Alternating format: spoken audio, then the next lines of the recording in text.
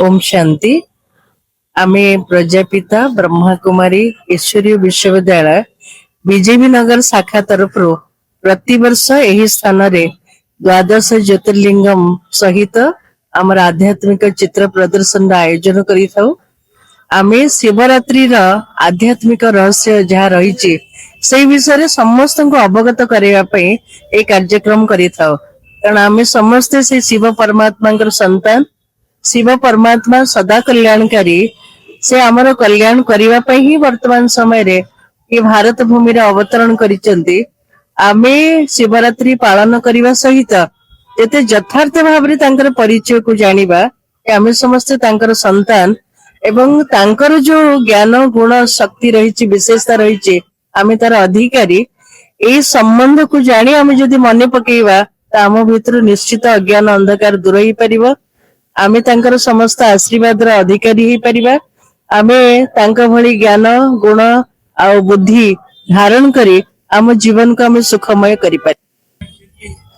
ईश्वरी ब्रह्म कुमार सब भुवनेश्वर अधिका फोकस करथांती।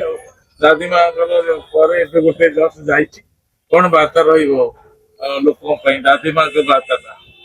अच्छा, दादी संदेशी जी। दादी संदेशी जी से बहुत बाल्य कालरू परिवार सहित ये आध्यात्मिक मार्ग रे से निजको समर्पित करिथिले। तांकर अटल निश्चय परमात्मा को पई आ दृढ़ निश्चय विश्वास कारणरू से निज जीवन को साधारण मानव भली न बीतई से ईश्वरीय सेवा रे समग्र विश्वर कल्याण रे से निज जीवन को समर्पित करिथिले। आमे समस्ते तांका ठारू ए दिव्य पालना पाई आमे मध्य ईश्वरीय मार्ग रे आमे निजको समर्पित करिचु निजर कल्याण पाई सारा विश्वर कल्याण पाई।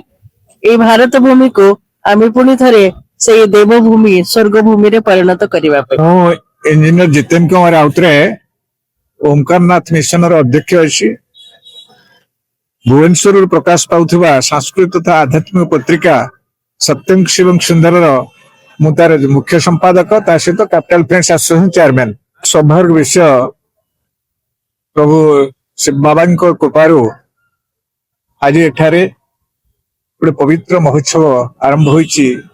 द्वादश ज्योतिर्लिंगम दर्शन जो आध्यात्मिक मेलाटी ए मेला रे मते सुजोग मिलिथिला प्रभुंकर कृपा लाभ करी प्रदीप प्रज्वलन करिया पाई। हमर ए जो मेलार मुख्य संचालिका तपस्विन भणींकर आमंत्रण क्रमे मु एठारे मुख्य अतिथि रूपे जोग देई ए आध्यात्मिक मेला को आनुष्ठानिक भाव प्रदीप जाली प्रभुंकर कृपा लाभ कली एवं तो प्रार्थना कली जे लक्ष्य होला आमे शांति रे रहिबा अन्य को शांति रे रखिबा। लिंगराज महाप्रभु को दर्शन कले जेतिकी पुण्य द्वादश ज्योतिर्लिंग दर्शन कले मध्य सेतिकी पुण्य।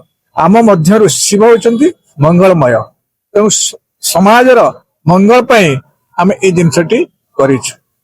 जय जय नमस्कार।